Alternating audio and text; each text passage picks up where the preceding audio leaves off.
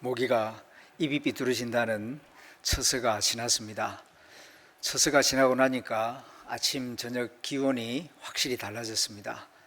이번 여름 참 뜨거웠습니다. 뜨거운 여름을 견뎌내시느라고 고생 많이 하셨습니다. 그럼에도 불구하고 무사히 여름을 보내고 이 자리에 나오신 여러분들 서로 축하하는 뜻에서 또 고생 많이 하셨다는 뜻에서 서로 위로의 인사를 나누겠습니다. 여름 고생하셨습니다. 반갑습니다. 축하합니다. 축복합니다.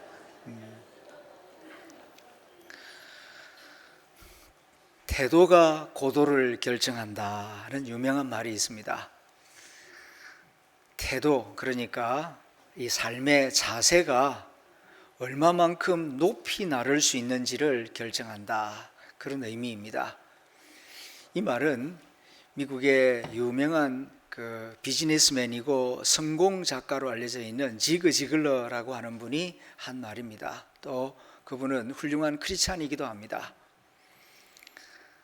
많은 경우 능력과 자본이 성공을 결정한다라는 생각을 가지고 있는데, 실제로 성공하는 사람들을 가만히 관찰해 보면은 능력도 아니고 많은 자본도 아니고 그분의 삶의 태도가 고도를 결정하더라. 관찰하고 우리에게 가르쳐주는 교훈입니다.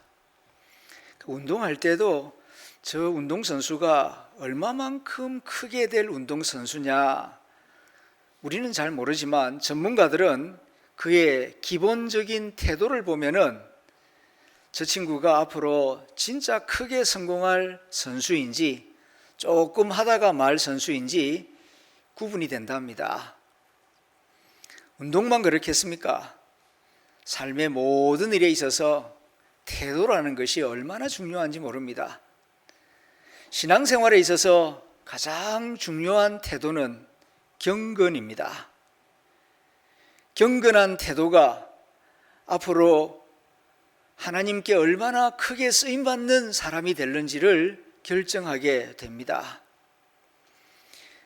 우리는 교회를 다니면서 사랑의 중요성, 사랑의 능력, 사랑에 관한 설교 말씀은 그런대로 들은 바가 있어서 좀 아는 바가 있지만은 경건이 얼마나 중요한가, 경건의 능력, 경건의 신비, 경건에 관한 지혜와 지식은 상대적으로 많이 듣지를 못했습니다.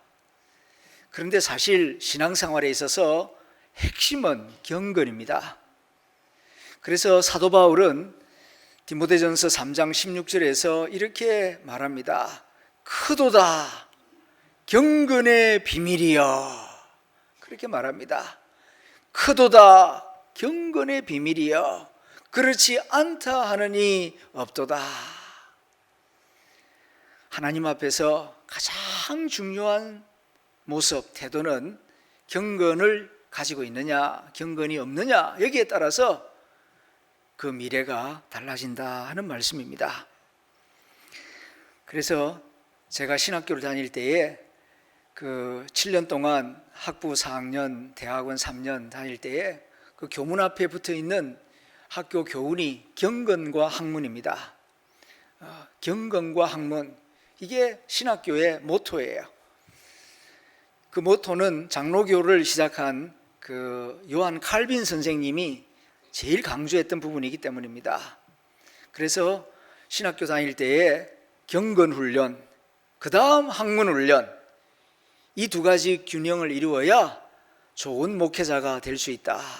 그래서 귀에 못이 박히도록 경건과 훈련, 경건과 학문, 이런 가르침을 받았습니다. 종교개혁자 칼빈은 경건이란 무엇인가? 한마디로 말하면 하나님을 경외하는 마음인데, 조금 더 자세히 설명하면은 경건이란 하나님을 아버지로 사랑하는 마음입니다. 또 한 가지, 경건이란 하나님을 주님으로서, 내 삶의 주인으로서 두려워하고 경외하는 태도입니다. 세 번째는 그분의 의로움을 받아들이는 것입니다. 하나님이 옳습니다. 하나님이 맞습니다. 하나님이 절대 진리입니다. 이렇게 고백하는 것이죠. 그리고 네 번째는 하나님을 거역하는 것을 죽음보다도 더 무서워하는 신실한 감정, 이것이 경건이다. 그렇게 가르치고 있습니다. 사도 바울은 신앙생활에 경건이 너무너무 중요하기 때문에 경건에 이르기를 연습하라. 그렇게 디모데전서 4장 7절에서 교훈합니다. 망령되고 허탄한 신화를 버리고 오직 경건에 이르기를 연습하라. 육체의 연습은 약간의 유익이 있으나 경건은 범사에 유익하니 금생과 내생에 약속이 있느니라.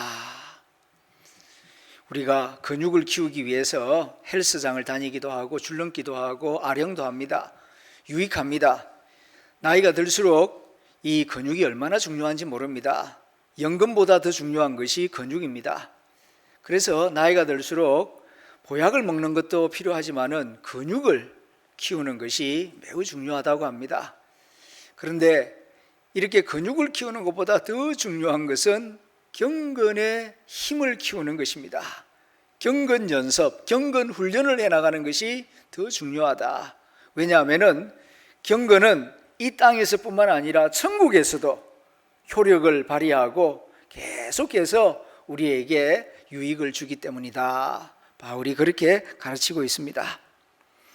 그러므로 우리가 오늘 설교 시간 때에는 이 경건에 초점을 맞추어서 어떻게 하면은 경건 연습을 잘해서 하나님이 기뻐하시는 그런 행복한 신앙생활을 할 수 있을까? 여기에 초점을 맞춥니다.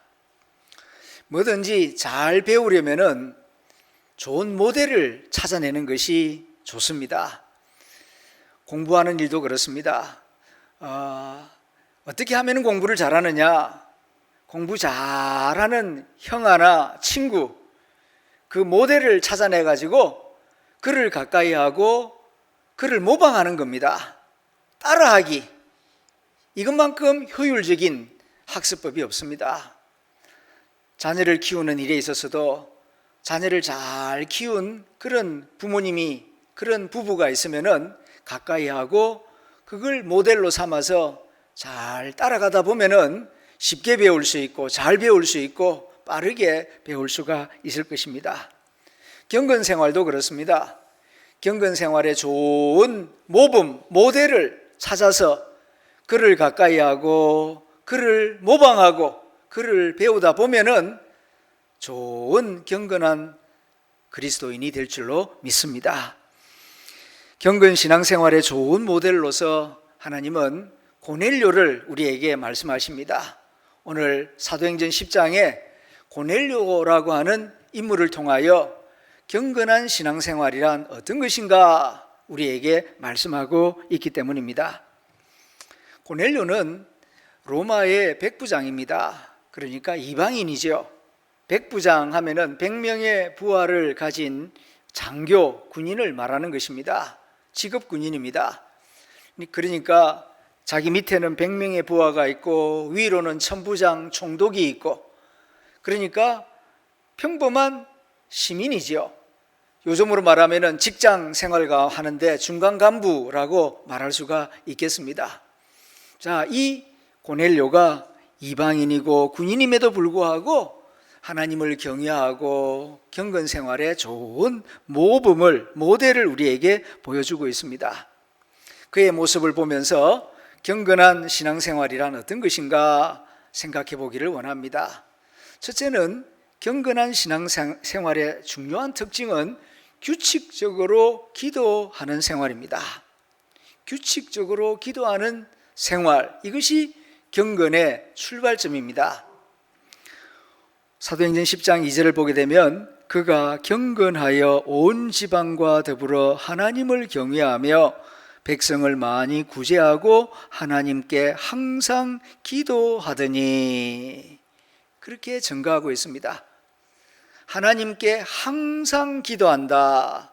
여기서 항상이란 말은 규칙적으로 시간을 정하여 기도하더라, 그런 뜻입니다. 하나님을 진심으로 경외하는 사람은 하루 시간 가운데에 기도 시간을 꼭 정해두고 그 시간이 되면은 자기 하는 일을 잠시 내려놓고 하나님을 생각하며 기도하는 시간을 가집니다. 꼭 무슨 일이 있어야 기도하는 것이 아닙니다. 나는 하나님을 경외하는 사람이다. 그 경외하는 마음을 기도 시간을 정하여 기도하는 행동을 통하여 나타내 보이는 것입니다. 여러분은 어떻습니까? 일 있으면 기도하고 일 없으면 기도 안 하고, 그리고 교회 와서는 기도하고 집에서는 기도 안 하고, 그러면은 경건과 거리가 먼 모습입니다. 여러분 수첩에 뭐가 적혀져 있습니까? 누구 만날 약속, 뭐 할 약속, 사람과 할 일에 대한 메모는 가득 되어 있으면서 이 시간은 기도하는 시간이다, 기도 시간 정해놓고 메모가 되어 있습니까? 그렇지 않은 분들이 아마 많을 겁니다. 그냥 뭐 생각나는 대로, 그냥 분위기 되는 대로 기도하지 뭐. 요 시간은 내가 하나님께 드리는 기도 시간이다 표시해놓고 그 시간을 지키기 위해서 마음을 쓰고 있느냐는 말씀입니다. 고넬료는 그래서요, 하루 가운데에 사람과 만날 일도 많고 해야 할 일도 많지만은 내가 하나님께 기도드리는 시간, 요 시간은 딱 적어놓고 그 시간이 되면은 하나님을 생각하며 머리 숙여 기도하였다는 것입니다. 그럴 때에 하나님께서 어느 날 찾아오셔서 말씀을 주십니다. 욥바에 있는 베드로를 청하라. 무슨 기도 제목이 있어서, 무슨 일이 있어서 기도한 것이 아니라 꾸준히 기도하다 보니까 하나님이 기도하는 고넬료를 찾아와서 그와 같은 은혜를 주시고 만남을 주시고 복을 내려주셨다 하는 말씀입니다. 두 번째로, 경건한 사람의 특징은 말씀에 순종한다는 사실입니다. 그가 기도할 때에 주님께서 오셔서 베드로를 초청하라 말씀하십니다. 베드로 모르는 사람입니다. 그런데 묻지 않습니다. 예 하고 바로 자기 사람을 가이사라에서 욥바를 보내어 이틀 동안 걸어가서 그를 모셔오도록 합니다. 말씀하신 대로 그대로 순종하는 모습, 이게 경건입니다. 그런데 기도는 많이 하는데 말씀 들었을 때에 자기 마음에 안 들면은 글쎄요, 자기를 중심으로 해서 말씀을 판단해버리는 그런 경우가 있습니다. 이 모습은 경건과 거리가 먼 모습입니다. 고넬료는 하나님 말씀을 들었고 하나님 말씀에 그대로 순종합니다. 여러분은 어떻습니까? 예배드리러 나올 때에 어떤 마음으로 예배드리러 나오십니까? 오늘 예배 시간 때에 목사님은 무슨 말씀하시나 한번 들어나 보자. 들어보고 마음에 들면은 한번 참고해보고, 그러면 마음에 안 들면은 그냥 뭐 잊어버리고, 혹시 그런 마음은 아니시겠지요? 오늘 예배 시간 무슨 말씀을 주시든지 하나님이 나를 위하여 준비하여 주신 말씀이다, 이렇게 열린 마음, 온유한 마음, 겸손한 마음으로 받으시길 바랍니다. 그것이 경건한 마음입니다. 고넬료는 베드로를 모시러 사람을 보낸 다음에 자기 자녀들, 가족, 형제들, 친구들을 불러 모읍니다. 말씀에 순종하여 보냈으니 오실 것이다. 우리 집에 그분이 오셨을 때에 다 함께 말씀을 들어야 되겠다. 그 말씀 들을 준비를 하는 겁니다. 그러니까 청소도 하고 또 많은 사람들이 오실 테니까 음식도 준비하고, 그렇게 준비를 해서 열린 마음으로, 겸손한 마음으로 말씀을 잘 받아들일 준비를 하고 있는 것입니다. 이 또한 경건한 모습입니다. 예배를 드린다는 것이 이 예배당에 와서 1시간 앉아 있는 것만 예배가 아닙니다.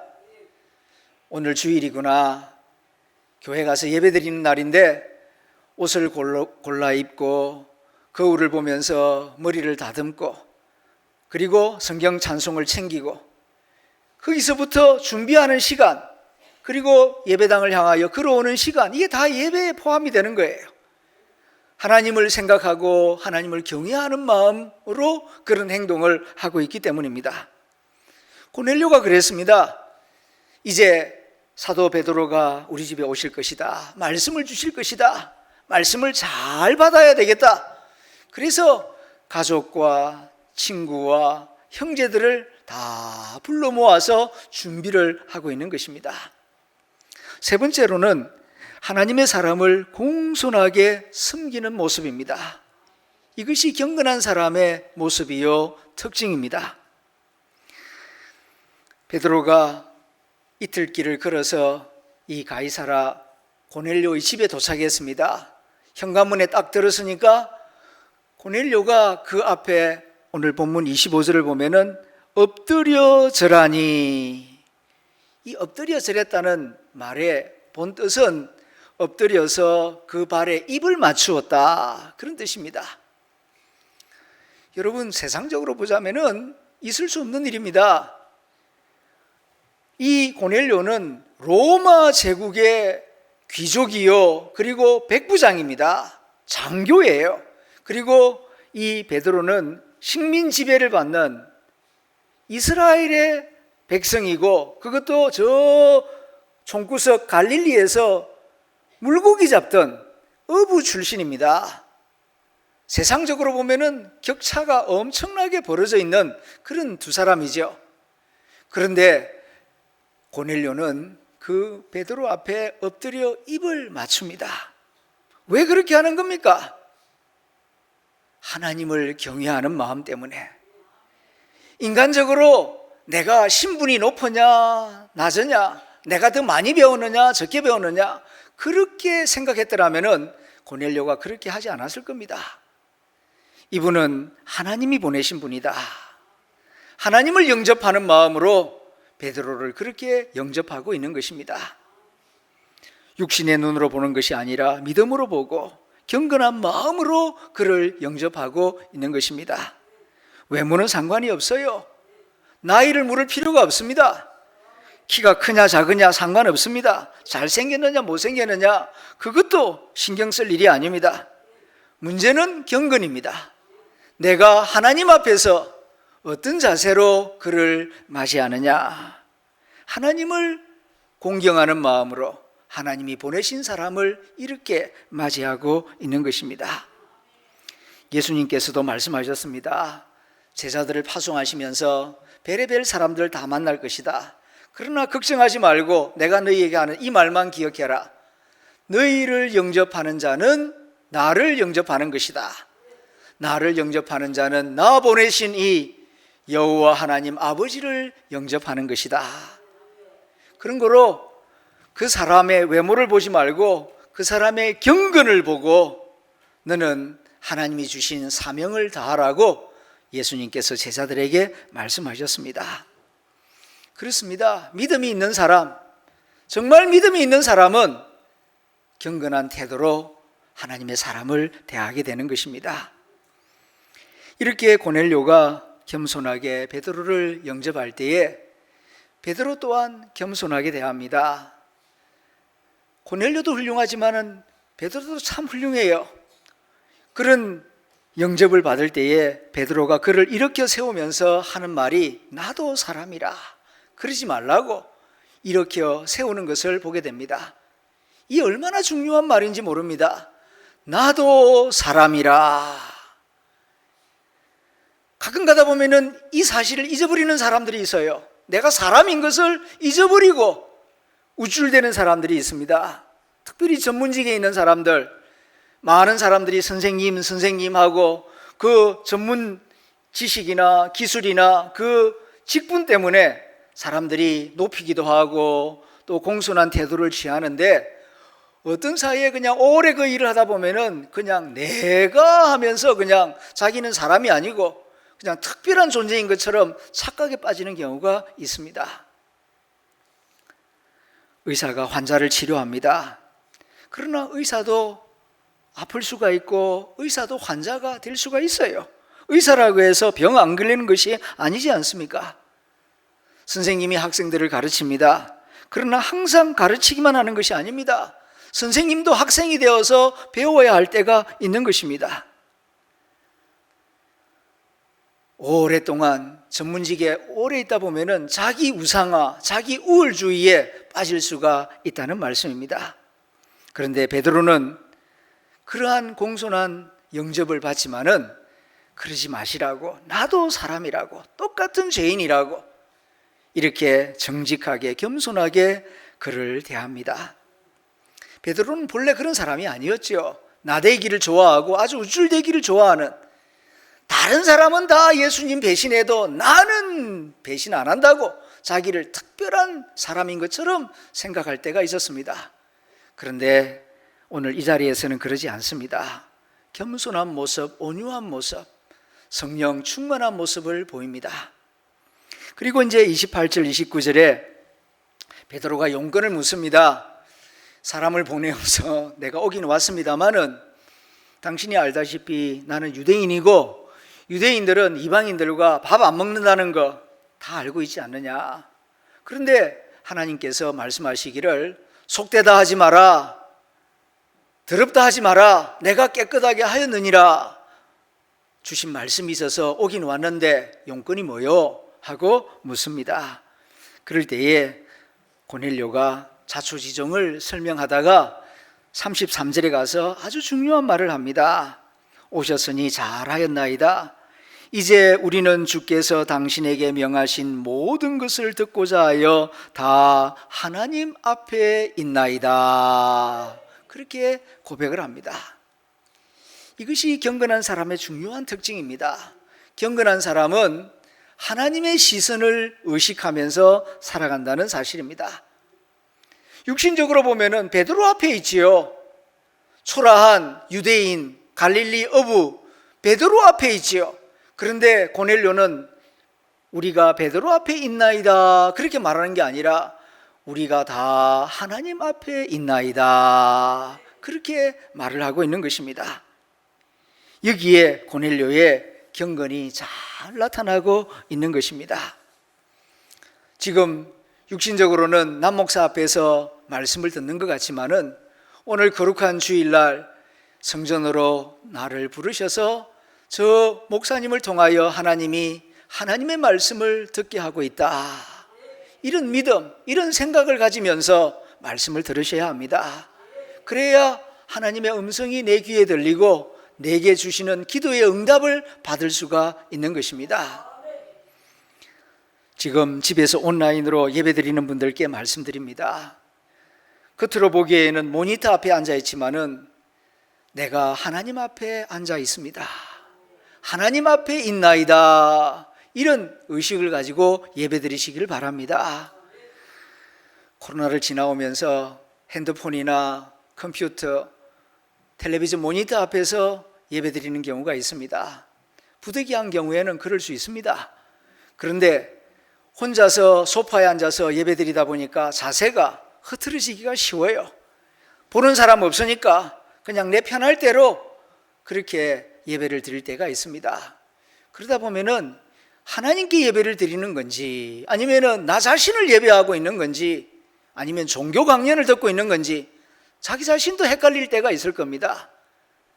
정말 내가 지금 하나님 앞에 예배를 드리고 있는 사람인가? 자기 자신에게 물어보시고 자세와 태도를 경건하게 가지시기를 바랍니다. 하나님은 말씀하셨습니다. 나의 성도들을 내 앞에 모으라. 나의 성도들을 내 앞에 모으라. 흩어져 있던 성도들 주일이 되면은 내 앞으로 모아들여라. 그들은 제사로 나와 언약한 이들이니라. 우리가 세례 받을 때에 하나님 앞에 약속했습니다. 주일이 되면은 하나님 앞에 나와서 예배드리겠다고, 성수주일 하겠다고 약속하지 않았습니까? 그러면은 주일이 되면은 딴 데 가도 성전에 와야죠. 그리고 하나님 앞에 예배를 드려야 합니다. 하나님은 그 약속 믿고 기다리고 있는데 딴 데 가서 앉아 있다면은 하나님 마음이 아프십니다. 나의 성도들을 내 앞에 모으라. 그들은 제사로 나와 언약한 이들이니라. 그리고 고넬료처럼 우리가 하나님 앞에 있나이다. 하나님 말씀을 듣겠습니다. 이런 경건한 태도가 있을 때에 하나님은 그를 기뻐하시고 그의 예배를 받으시고 하나님의 은혜와 복을 내려주십니다. 하나님은 하나님의 일을 이루실 때에 하나님의 사람을 택하여 그를 통하여 말씀하시고 역사를 이루어 나오셨습니다. 출애굽할 때도 보게 되면은 모세를 통하여 말씀하셨습니다. 모세가 완벽해서가 아닙니다. 그러나 하나님은 모세를 택하여 그를 통하여 말씀하시기로 결심하시고 이스라엘 백성들에게 직접 말씀하시기보다는 모세를 통하여 말씀하셨습니다.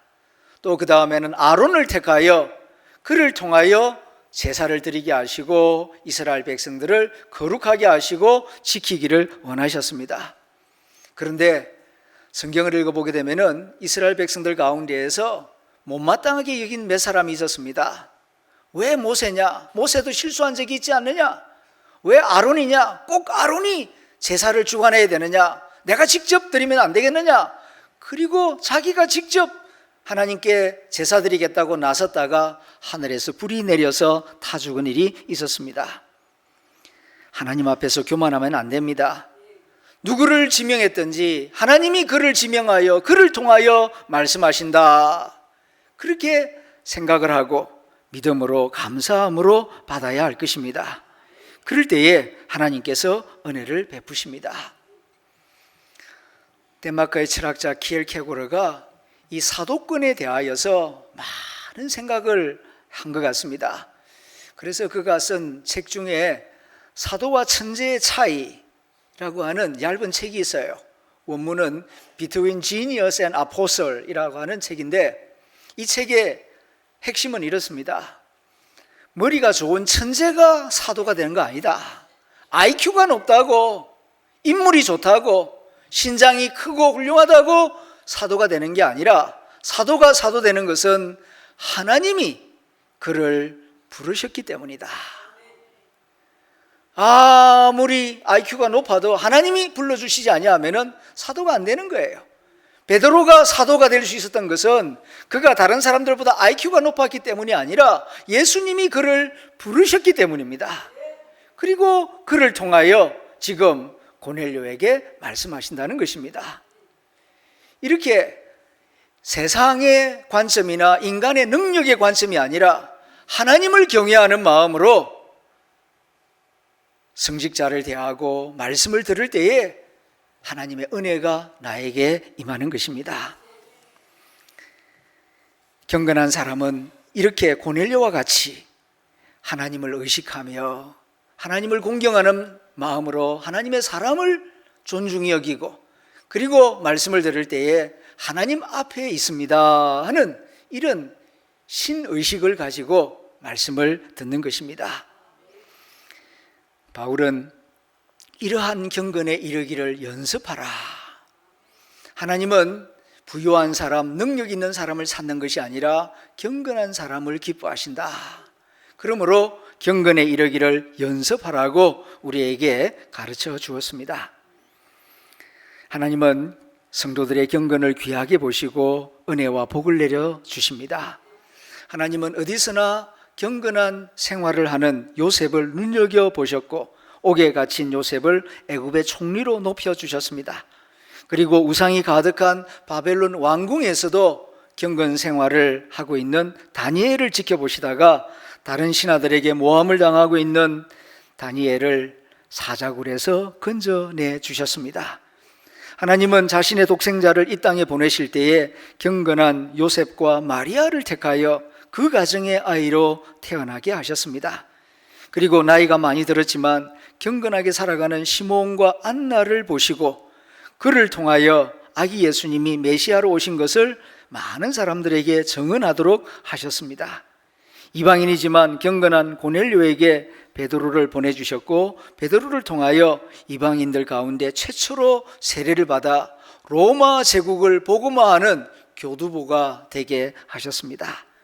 이렇게 하나님은 경건한 사람을 기뻐하십니다. 경건한 사람들에게 복을 주시고 경건한 사람을 통하여 하나님의 구원의 역사를 이루어 가십니다. 부디 고넬료처럼 경건한 신앙생활을 하고 고넬료에게서 경건한 신앙생활을 배우고 연습하여 하나님의 복을 받는 성도들이 다 되시기를 축원합니다. 기도하겠습니다. 들은 말씀을 생각하며 두 가지 기도 제목으로 함께 기도하는 시간을 짧게 가지겠습니다. 첫 번째 기도 제목입니다. 교회를 오래 다닌다고 했지만 경건하게 신앙생활하지 못한 부분을 고백하며 회개합니다. 하나님 용서하여 주옵소서. 두 번째입니다. 고넬료의 경건을 잘 배우고 부지런히 연습하여 고넬료와 같이 경건한 신앙생활을 하는 좋은 그리스도인이 되기를 원합니다. 성령님 도와주시옵소서. 함께 피아노 반주에 맞추어서 기도하겠습니다. 하나님 아버지, 말씀을 듣고 함께 기도합니다. 하나님, 신앙생활에 있어서 가장 중요한 태도가 경건한 태도인 것을 듣고 배웠습니다. 하나님 아버지, 물질 귀한 줄은 알지만 경건이 얼마나 귀한 줄 잘 몰랐습니다. 이 시간 말씀을 듣고 기도합니다. 오랫동안 교회를 출입하면서 경건한 태도를 잃어버린 채 예배를 드리고 기도하고 신앙생활할 때가 있었습니다. 하나님 용서하여 주시옵소서. 천지 만물을 창조하신 창조주 하나님 앞에서 먼지 같은 죄인 피조물이 어떻게 함부로 예배를 드릴 수 있겠습니까? 하나님 우리의 잘못된 생활 태도와 예배 태도를 고쳐주시고 이제부터는 경건하게 하나님의 이름을 부르며 기도하며 찬송하며 경건하게 예배할 수 있도록 도와주시옵소서. 고넬료를 배우게 해주셔서 감사합니다. 고넬료처럼 하나님을 경외하며 말씀을 소중히 여기며 규칙적으로 기도하며 또 하나님의 사람을 사랑하며 축복하며 또 하나님 앞에서 내가 살아가고 있음을 의식하며 항상 경건하게 살아갈 수 있기를 원합니다. 하나님은 경건한 사람을 기뻐하시고 축복하시고 경건한 사람에게 비밀을 보이시고 또 새로운 일을 행하시는 것을 믿습니다. 하나님 앞에서 나뿐만 아니라 우리 자녀들도 우리 가족도 경건한 그리스도인이 되어서 하나님의 은혜와 복을 많이 받는 그리스도인의 가정이 되게 하여 주옵소서. 예수님 이름으로 기도드립니다. 아멘.